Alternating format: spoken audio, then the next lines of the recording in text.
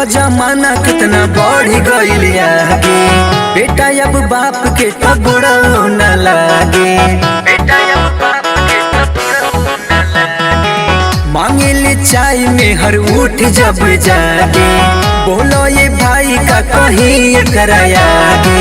Facebook पे सबही के profile आ गईल, फेसबुक पे सबही के प्रोफाइल आ गईल। बेलना पकड़े वाले हाथन में मोबाइल आ गईल, बेलना पकड़े वाले हाथन में मोबाइल आ गईल, बेलना पकड़े वाले हाथन में मोबाइल आ गईल।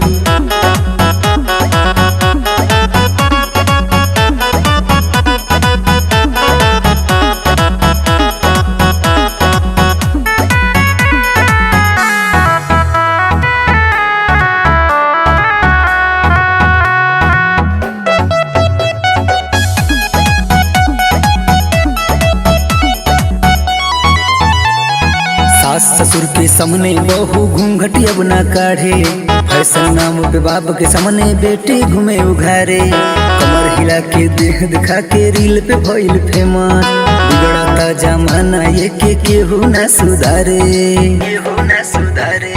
सास ससुर के सामने बहू घूंघट अब ना काढ़े, फैशन नाम पे बाप के सामने बेटे घूमे उघारे। कमर हिला के देह दिखा के रील पे भइल फेमस, बिगड़ता जमाना ये के केहू ना सुधारे। किताब के जगह मोटका मोटका फाइल आ गईल, किताब के जगह मोटका मोटका फाइल आ गईल। बेलना पकड़े वाले हाथन में मोबाइल आ गईल, बेलना पकड़े वाले हाथन में मोबाइल आ गईल, बेलना पकड़े वाले हाथन में मोबाइल आ गईल।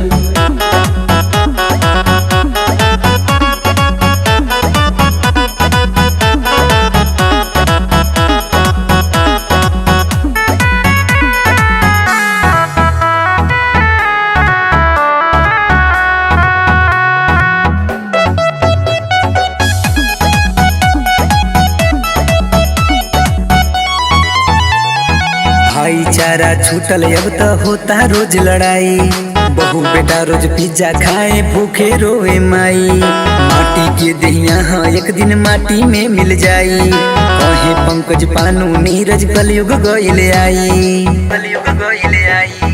भाईचारा छूटल अब तो होता रोज लड़ाई, बहू बेटा रोज पिज्जा खाए भूखे रोए माई। माटी के दहिया हाँ एक दिन माटी में मिल जाई, कहे पंकज पानू भैया कलयुग गईल आई।